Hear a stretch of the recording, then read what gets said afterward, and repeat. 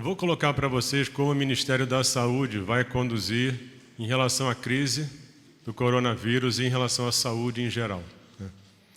A gente tem 3 braços que a gente vai trabalhar e focar.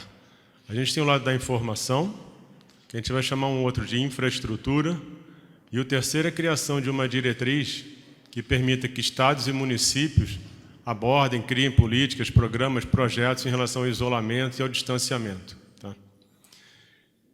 Em relação à informação, um dos problemas que a gente tem da situação da Covid atual é porque a gente sabe muito pouco da doença. Quando você sabe muito pouco, o teu poder de decidir de uma forma mais estruturada e sólida é pequeno. E você vai fazendo escolhas, mas aquilo é frágil, porque você não sabe exatamente do que você está tratando. Então, informação em relação à doença é fundamental. Quantos casos, como é que é a transmissão, quantos transmitem, quantos ficam curados, quantos vão para a UTI, quantos ficam no hospital. A informação sobre a doença é crítica, tá certo? Agora, tem uma outra coisa que eu queria colocar, que é a informação que não está ligada ao Covid, que a gente vai ter que prestar atenção. Isso é um outro tipo de informação. A gente sabe hoje que doentes com outras doenças do tipo câncer não estão chegando. E não é que a doença tenha sumido, as pessoas não estão procurando os hospitais, os ambulatórios. A gente sabe que doença cardiovascular também é um problema. Tem pessoas morrendo em casa com infarto porque não vão em tempo para o pronto-socorro, para uma emergência. O que vai acontecer em relação a como é que está evoluindo o paciente com hipertensão, com diabetes, doença crônica? É fundamental que a gente, por mais que foque na Covid, que a gente não esqueça as outras pessoas. Uma outra coisa que a gente tem que acompanhar de informação, que é muito importante, o que está acontecendo na saúde suplementar. Se a gente tiver desemprego e a gente tiver uma perda significativa de vidas ligadas à saúde suplementar, isso vai sobrecarregar mais ainda o SUS. Os hospitais, embora a gente discuta a criação de uma infraestrutura que a gente vai colocar para o atendimento da Covid, os hospitais estão perdendo muito movimento de doenças não Covid, alguns 40%. Isso vai fazer com que eles tenham dificuldade ainda maior em sobreviver. E quanto mais isso durar, mais difícil vai ser para eles. Qual é o problema prático disso? Você vai começar a ter uma demanda reprimida gigante ao longo desse tempo. E se os hospitais estiverem despreparados, quando a gente controlar a Covid, a gente vai ter uma outra crise, que é a não capacidade de atender a demanda reprimida do não Covid. Então é importante saber que o Ministério da Saúde está focado no sistema, por mais que a gente discuta essencialmente hoje a Covid. Tá certo? De coisas objetivas que a gente está fazendo, criou-se, quer dizer, estou aqui há 5 dias, então não dá para ter criado já. Está desenhado a criação de um banco de dados, a gente vai trabalhar melhor a informação, e aí vai ser Ministério da Saúde, Casa Civil, outros ministérios. Uma coisa importante em relação ao Ministério da Saúde é que a gente vai buscar uma integração cada vez maior com as outras, com outros grupos do governo, porque você vai ter consolidação da informação, maior detalhamento. Em relação a isso, a gente também está trabalhando com a iniciativa privada. A gente está trabalhando com o pessoal que está naquele programa do Itaú, que doou 1 bilhão, onde a gente também tem, a gente vai ter dados ligados a hospitais, estados, tudo isso vai ser consolidado num programa dos vários ministérios. Então, a saúde trabalha em bloco com os ministérios, é um programa do governo, tá certo? Isso é a parte de dados, é uma coisa importante. A segunda parte, que é a parte da infraestrutura. Né? A infraestrutura vai ser desenhada, como é que a gente está cuidando das pessoas hoje. A gente está falando de hospitais, a gente está falando de ventilação mecânica, a gente está falando de UTI, a gente está falando muito de recursos humanos. E é uma coisa que vocês têm que ver, que tem coisas que vão acontecendo ao longo do tempo. Por exemplo, nos Estados Unidos, eles começaram a perceber que talvez começasse a faltar remédio, porque quando um doente vai para o respirador, para a ventilação mecânica, ele tem que ter sedado, ele tem que ter relaxante muscular. E eles ficaram com medo de que isso começasse a faltar. Eles nunca tinham pensado que podia faltar remédio para um doente no respirador, e isso poderia estar acontecendo agora. Então é outra atenção. Então a gente está buscando não só aquilo que está nos holofotes, mas detalhes relacionados ao cuidado das pessoas. Em relação a isso, a gente está trazendo, eu estou trazendo o general Pazuello. Isso é uma outra coisa que as pessoas estavam colocando. Ele vai ser o meu secretário executivo. E por que eu estou fazendo isso? Nesses poucos dias que eu estou aqui, a impressão que eu tenho é que a gente tem que ser muito mais eficiente do que a gente é hoje. A gente está falando de logística, de compra, de distribuição, e ele é uma pessoa muito experiente nisso. É uma pessoa que vem trazer uma contribuição no momento em que a gente corre contra o tempo. Não só contra o tempo em relação à Covid, mas em relação a como o país vai ficar, como o sistema de saúde vai ficar. Isso literalmente é uma corrida contra o tempo, tá certo? Agora, o terceiro braço, uma coisa que eu ia colocar,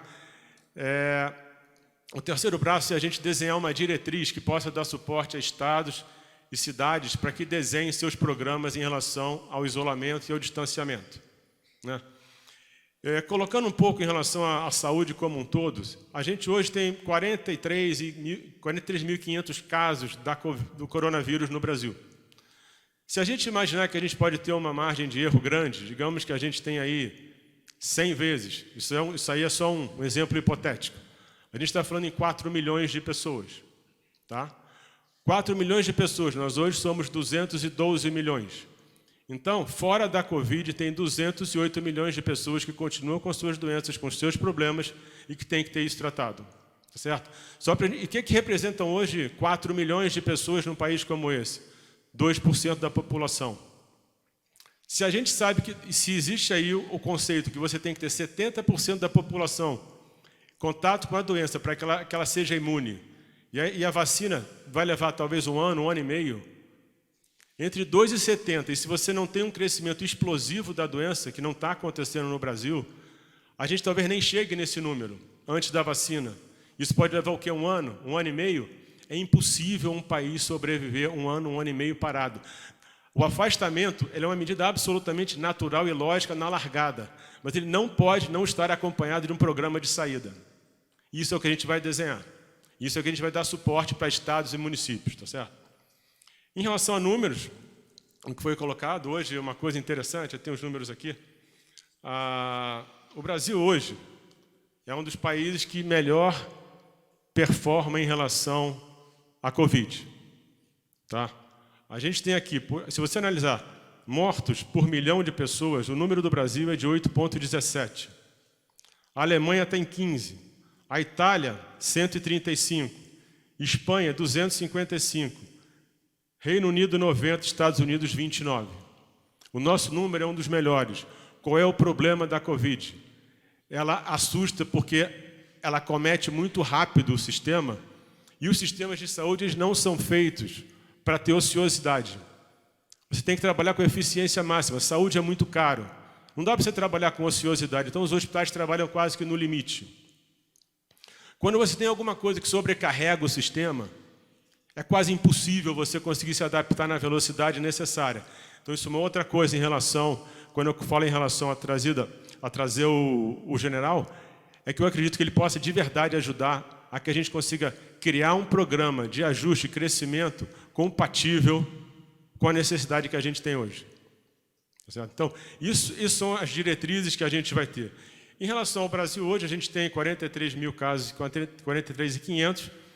Dos casos resolvidos, a gente tem, infelizmente, 2.700 mortes, mas a gente tem 24.300 pessoas curadas. Então, a situação é difícil, a situação é complexa, mas, com certeza, a gente tem condição de passar por ela e, além disso, deixar o Brasil preparado, com um sistema de saúde preparado, mais forte, para o pós-Covid. É isso, eu fico à disposição de vocês para as perguntas. Muito obrigado, ministro. Abriremos agora para as perguntas da imprensa. Primeira pergunta, Tiago Nolasco, TV Record. Olá, boa tarde, ministros. A minha pergunta é para o ministro da Saúde. Primeiro, lembrando que o senhor concedeu entrevista para a gente na semana passada, né, para a gente e para outros colegas, então não é a primeira entrevista do senhor. O senhor acabou de falar que tem medidas que podem ser adotadas de relaxamento em algumas cidades. Dá para dar exemplos? O senhor falou que vai estruturar, né, as formas dessas medidas. E dá para dar exemplos? Quais cidades, quais regiões do país que a gente já pode ter medidas de relaxamento desse isolamento social? Eu não tenho como te dar isso agora, eu vou te dizer como a gente vai fazer, tá certo? O que vai ser levado em consideração? A gente hoje já tem uma matriz pronta. Daqui a uma semana a gente entrega a diretriz completa depois dos ajustes, tá? Se pensar que eu estou aqui há 5 dias, 2 sábado e domingo, está razoável. Então, em uma semana a gente entrega a diretriz. O que acontece hoje? A gente tem que entender. Primeira coisa, o Brasil é absolutamente gigante e heterogêneo.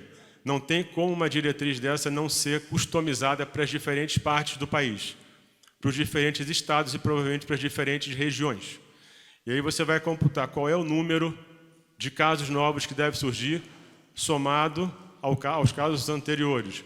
Qual é a estrutura que você tem hoje de leitos? Quantos por cento estão ocupados? Como é que está a tua parte de recursos humanos? O que você tem que se planejar? E aí uma coisa importante, que aí é um trabalho Ministério, Estado e município, que a gente consiga ajudar justamente nesse processo de adaptação e ajuste e calcular. Uma outra coisa importante que eu queria colocar, que eu estava conversando essa semana, falei com os governadores do Nordeste, é o seguinte: as projeções, isso é uma coisa muito complexa. O que acontece? Quando você vê esses números que são colocados aí, todos eles quase sempre são modelos matemáticos que tentam prever coisas que vão acontecer. Se você pegar, por exemplo, o número que veio, que foi o número que mais assustou, que é o do Imperial College, em que eles falavam que 1.150.000 pessoas morreriam no Brasil, mas com algum tipo de cuidado específico cairia para 44 mil. Isso é impossível. Não tem medida que caia de 1.150.000 para 44 mil. Então, o que acontece? Quando você tem... Esses modelos eles têm que ser mais ou menos padronizados. Porque qual é o problema do modelo? Não é que o modelo não seja metodologicamente correto, mas ele depende das premissas que você coloca nele. Se você botar número errado, o resultado pode sair completamente desbaratado. E você começa a comparar pessoas que fizeram projeções completamente diferentes, e o que é pior, se você gera números muito alarmantes e as pessoas começam a tratar o que é um modelo matemático, que é só um exercício matemático, como se fosse verdade, você piora ainda mais o medo e a expectativa da sociedade. Entendeu? Então a gente vai trabalhar essas variáveis todas e vai desenhar. Semana que vem a gente está entregando um modelo que é para ser usado nos estados, nas diferentes regiões, para que os secretários estaduais e municipais possam usar como parâmetro, e a gente vai ajudar dessa forma. É isso. Só um complemento aqui, porque nós saímos agora da reunião com o governador Eduardo Leite. O Rio Grande do Sul já está com esse programa, esse projeto dele pronto. Ele fez uma análise de risco, fez atividades essenciais, fez um levantamento por cidade, tem lugar que está sobrando leito, tem lugar que está faltando leito, então ele já vai começar a fazer essa liberação seletiva, mas não tem como você fazer isso num pacote para o país inteiro. Cada local é um local. Muito obrigado. Aí é óbvio que ele também vai distribuir por tipo as pessoas da população, subgrupos, tudo isso inclui. O modelo ele tem que incluir todas essas variáveis. E a gente tem que fazer com que isso reflita cada vez mais a realidade. O modelo não pode ser só um exercício, ele tem que literalmente refletir a realidade. O que a gente tem percebido é que os modelos que projetam no longo prazo, eles erram demais. O que a gente tem que fazer hoje é projetar a curto prazo e ser rápido o bastante, competente o bastante para fazer o ajuste necessário. Mas não dá para querer adivinhar muito lá na frente, isso é impossível. Próxima pergunta, Carolina Vilela, TV Band. Boa noite. Ministro Taixe, o senhor estava explicando agora como é que seria esse modelo, né, que vocês vão discutir, analisar. Agora, como é que fica nos estados em que a capacidade de atendimento já está praticamente esgotada? Então, se fala em flexibilizar medidas de isolamento, e o senhor também acabou de dizer sobre essa questão da saúde não conseguir, nesse momento, acompanhar a evolução da doença, e algumas pesquisas já mostram, inclusive, que pessoas que tiveram a Covid-19 voltaram a testar positivo. Então, como tudo isso pode ser analisado, como falar em flexibilizar, a gente sabe, o senhor falou também que o país não pode ficar parado, vai ter estrutura de saúde para atender se os estados começarem a flexibilizar e as pessoas começarem a adoecer ao mesmo tempo, ministro? Bom, primeiro eu acredito que não vai acontecer tudo ao mesmo tempo. Segundo, que a nossa função é justamente fazer isso dar certo. Certo? Isso que você está falando são aquelas variáveis que eu te falei que dificultam muito você entender a doença. Então a gente tem que tentar entender melhor isso aí. A gente hoje vai buscar justamente essa informação para tentar, em cada região do país, fazer o que é o adequado para aquela região. O que a gente tem que entender é o seguinte, não tem fórmula mágica. E quase sempre as soluções não são boas ou ruins, elas são bem usadas ou mal usadas. Então o que a gente tem que fazer é saber usar com sabedoria o que a gente tem na mão. Vou dar um exemplo para vocês. A gente fala em teste em massa. Não tem teste em massa. Se vocês imaginarem a Coreia do Sul, que é uma referência, eles fizeram 11 mil testes por milhão de pessoas. Isso não é teste da população, isso não é teste em massa. O que você tem que fazer quando você usa o teste é mapear a população de tal forma, isso está sendo feito já, isso já está acontecendo, para que a tua amostra reflita a população. A Itália, por exemplo, ela fez 25 mil testes por milhão, mais do dobro da Coreia. E a Itália foi aquele desastre. O que eu estou te mostrando é o seguinte, mais do que qualquer coisa, a sabedoria de ter o dado, interpretar o dado e tomar ações a partir disso vai fazer toda a diferença. Próxima pergunta, Caroline Rosito, TV CNN.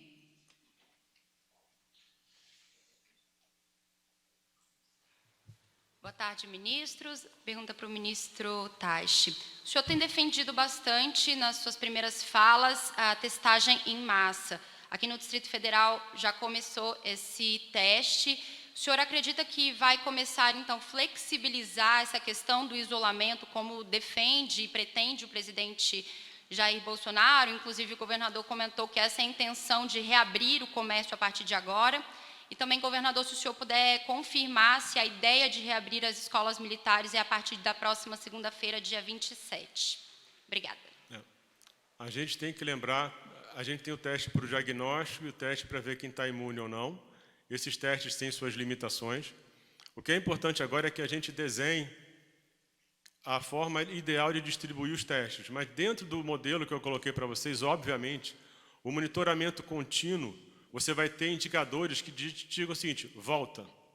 Então, a decisão que você toma, o que é importante numa situação como essa, numa doença instável como essa, onde a gente conhece pouco, quando você conhece pouco alguma coisa, você realmente não consegue prever o que vai acontecer. Então, você tem que ser rápido bastante para fazer um diagnóstico e tomar uma atitude. Então, uma das coisas que a gente vai ter dentro dessa diretriz é, se acontecer isso aqui, recua. Infelizmente, quando você não domina um assunto, você tem que testar. E a tua capacidade é de testar e agir. Testar, diagnosticar precocemente a consequência do teu ato e rever o que você tem que fazer. Então, realmente, a ideia é testar. E como eu falei, trata teste em massa como um teste da população, tá certo? Quando você fala da Coreia, eles testaram 1% da população. Então, talvez isso vai ser uma combinação de testes disponíveis, capacidade de testar as pessoas certas e capacidade de interpretar e tomar as ações necessárias em cima do resultado que você tem. Porque, na verdade, o que importa não é você testar. O que importa é como é que você conduz de acordo com a resposta que você tem a partir do teste. Última pergunta. Parece que eu tenho aqui uma complementação, que foi indagado. Em primeiro lugar, no que diz respeito às escolas, essa colocação de que seria segunda-feira, ela partiu da imprensa, não partiu nem da minha boca, nem da boca do presidente da República. Nós falamos somente que íamos estudar a reabertura, e eu já coloquei aqui na minha fala, que a reabertura das escolas, conforme indicação da Secretaria de Educação e da Secretaria de Saúde, deve se iniciar exatamente pelo ensino médio, em virtude das colocações que fiz.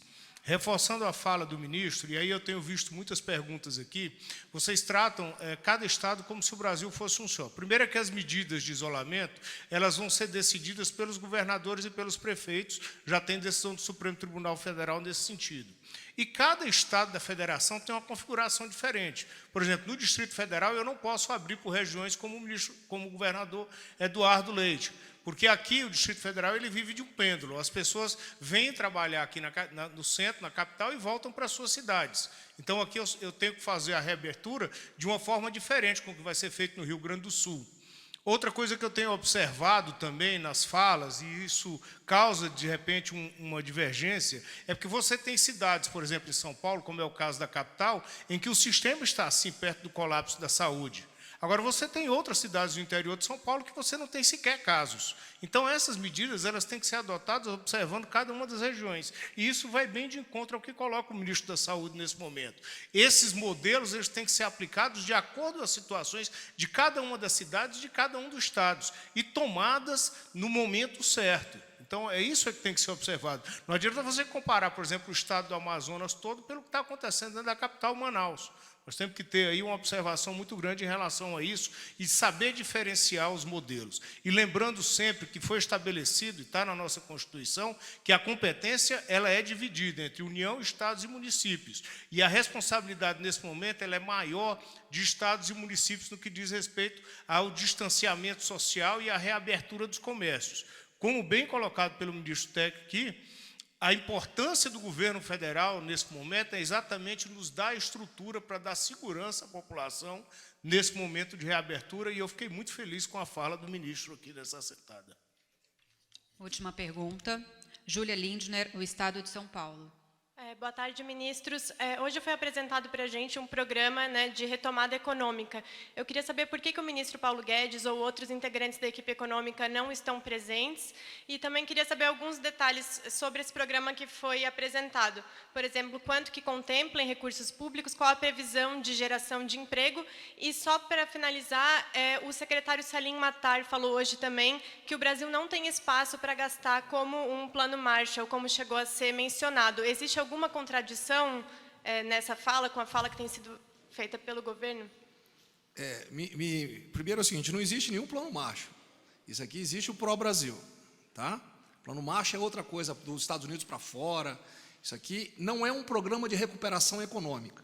Ele é de crescimento socioeconômico. É para toda a estrutura, toda essa infraestrutura que foi, vamos dizer, abarcada ou foi atingida pelo coronavírus. Segundo, todos os ministérios estão envolvidos. Se você observar o slide que eu coloquei, você vê que a parte econômica está embaixo, porque ela traspassa todo o espectro do programa como um todo. Tá? O importante do programa é que ele tem um prazo, você viu que as datas foram apresentadas, né, os prazos foram apresentados, né, e ele não tem como eu te dizer agora, eu tenho os dados, mas eu não vou antecipar para você, tem só um ministério, dependendo da retomada dele, ele vai gerar milhões de empregos, mas eu não vou passar esses dados porque seria leviano da minha parte antecipar algo que vai começar a primeira reunião